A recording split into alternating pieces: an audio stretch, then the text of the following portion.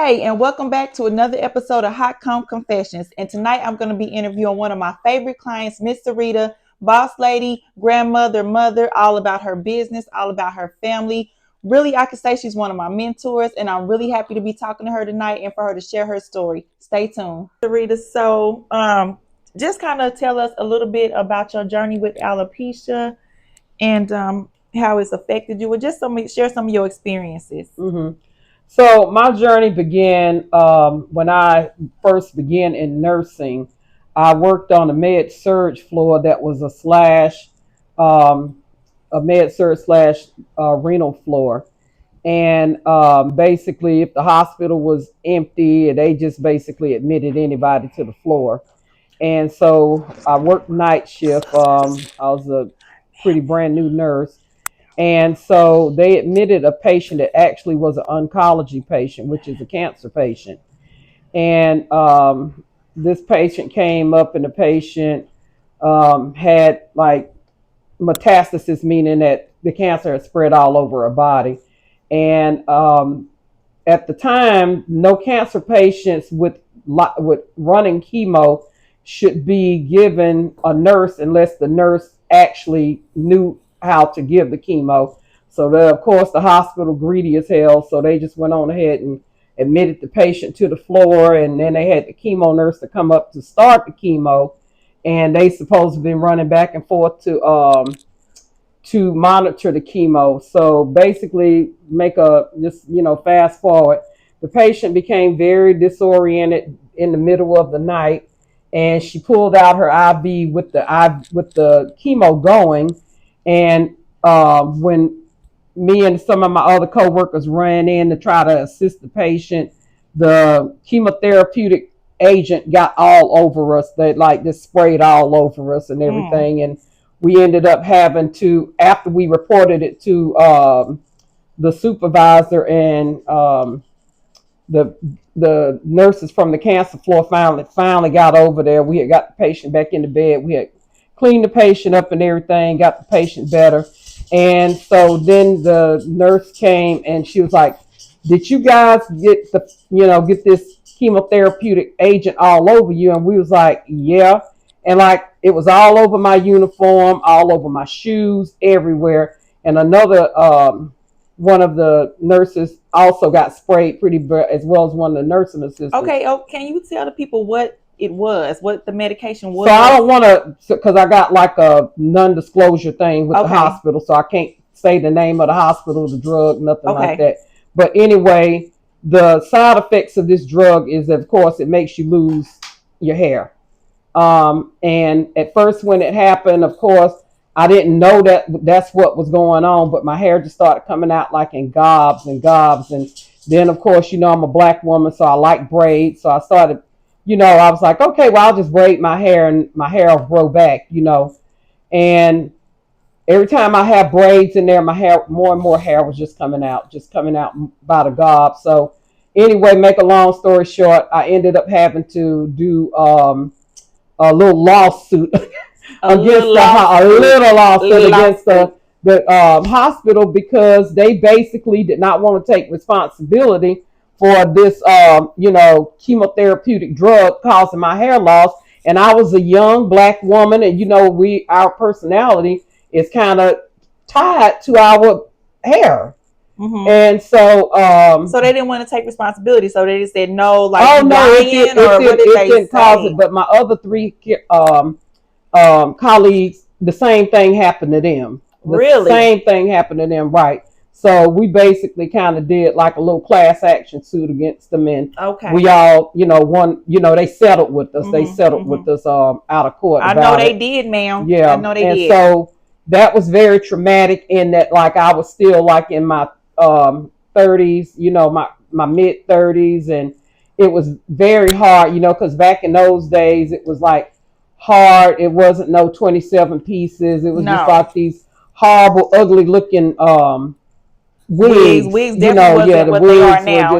They were not beautiful like the wigs and stuff now. So I just got to a point. I went to dermatologists, and that's who basically kind of told me I needed to sue the hospital because this drug had destroyed every follicle in my head, like it had scarred it. It's so interesting because I don't know if people even know that the drugs can do that just from Mm-hmm. having skin contact Yeah. with you. Mm-hmm. I mean, who knew that it would cause total alopecia? Right. And so I went to the dermatologist and they did a skin biopsy of my head, and she told me that all of my follicles were basically destroyed, so therefore I would never grow hair again. Wow. And so that was very, very devastating to me. But the biggest concern really for me was I didn't want to get cancer. If I had a choice, between me getting cancer because of the drug or me losing hair, then losing hair was really a blessing compared to the other thing that could have happened. Yeah, for sure. So I'm grateful to God for that. And it was, like I said, it was very hard, me being a young woman, young black woman, young black professional woman, and not having hair, and it just was like so bad, like to the point that I just got to a point and I was just like had like a little bit like around the bases and everything, and I just got tired and I just said, you know what, I went to the girl that used to do my hair and I said, just cut it all off because I just can't deal with like seeing a little bit of it. Yeah. So that was basically my story as to how all of my hair and stuff come out, and it was very, very hard, like I said, in terms of me as a professional black woman, and at this particular time when I was like a really young nurse, there was very, very few, black RNs at that time. So of course I stood out like you already stood out. I stood out. And so the patients always was kind of like looking at me. But what I learned about the whole situation as it was going on, I kind of did other things to kind of deflect people from just kind of staring at me in that aspect. So let me ask you this: when it first happened, did you automatically did you go in there with no hair when you were talking to patients, or did you have like a wig on? Or I mean, I didn't have it right. I just had to embrace it because it was too hot, honey, running around with a damn wig.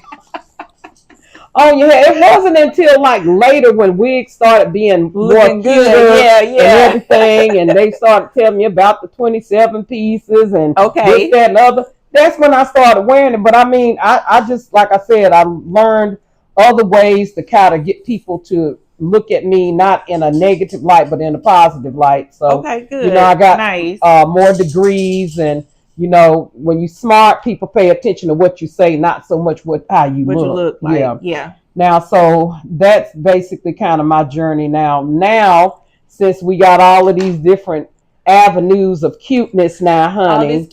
All this cuteness, girl. And my girl keeps me cute, girl. I do, boo. Yes, she eats. How y'all do that little thing? She be eating that, yeah. Take me through that, baby. So you are an entrepreneur. You have started this business, and what's the name of the business?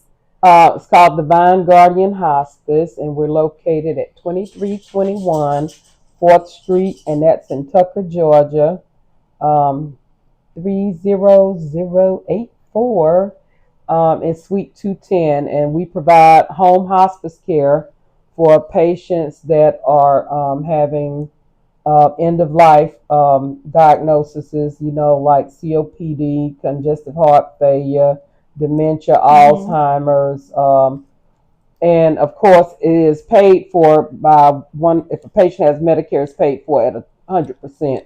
So no cost is given to the family at all. We send RNs in the home to assess the patient weekly, and as the patient gets worse, they increase their visits. We send CNAs in.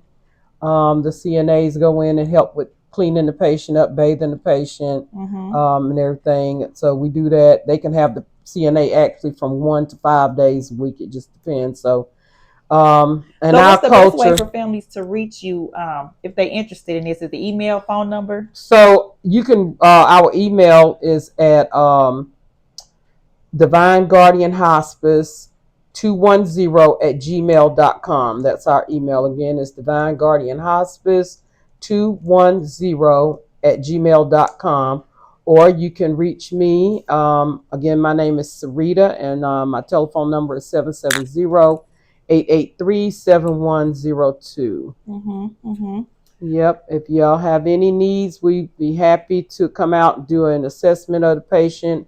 The patients are under the direct care of a medical director, and our medical director, he is a ER doctor actually by trade, but he's also had many years of experience with hospice care. And so, if you're thinking it, you think that your family member may need it, we would love to come out, no problem, and do an evaluation and see if you guys are, eligible. Again, it is a great service, and it's paid for by Medicare and Medicaid at 100%, and the patients don't have to pay, or family members don't have to pay any copays or anything. It comes out of a totally separate pot from Medicare and Medicaid, so it has anything to do with whatever current income that the patient is receiving. It's not attached to that. It's like a total different pot that Medicare has set up for patients that have terminal disease processes. Is this something you've always been passionate about, or what kind of got you? So I got into hospice care by way of being poor. Everybody think nurses make so much money. It is far from the truth as it could be. Sure, I made enough money on one job to pay my bills, feed my kids, keep some gas in the car. But if you need money for savings, to travel, to do other things, I'm just telling you, it's not going to be possible doing a 36-hour-a-week nursing job, because unfortunately, hospitals never pay nurses really what they were. And that's just what it is. I've been in this field for 40 years, and hospitals don't pay their workers worth shit.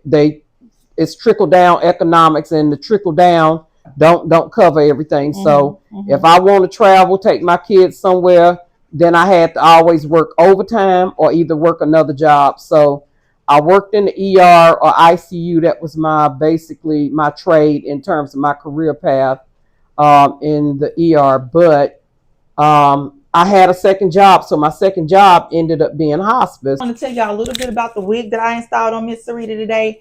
My signature color. It's her signature color. Signature. But it's a Burmese curly 13x4 lace front human hair wig. I did custom color it. This custom color. What we call this custom color? Like a Miss Serita's color. That's what we gonna call it. Miss Serita's color. So we use Miss Serita's color, and everything else in the video. I mean, in the install today, I used my glue, of course. I used my mousse on the wig. Y'all, this mousse is the bomb, y'all, for real, for real. And I definitely had to use my wax stick. Oh, that's so pretty. Everything is available on the website or directly through me to purchase these products. Just reach out and I will ship them right to you. So we're going to let this sit for a few more minutes. And they smell fabulous. Yes. Oh, they smell so everything good. Everything smells so good, and everything makes your wigs and everything just last at least 2 weeks or longer. They smell so good. The product smells very good. The products are great. Do you still have some mousse? I'm going to have to get some with you and take with me. Okay. Because, the mousse is, you need that for this curly hair. You're going to like this one, girl. Yes, girl. I like all of them. But I like this one. The picture you sent me last year, that was a good one, but I really like this. Yeah. I'm going to France, so girl, I got me a cute little red beret to put on it, honey. I can't wait to see this picture. Girl, she's yes. I can't wait. She's gonna be cute. I got this cute little red outfit I done envisioned with my signature color hair, girl. Okay. Yes. Got it. I can't wait. She gonna eat.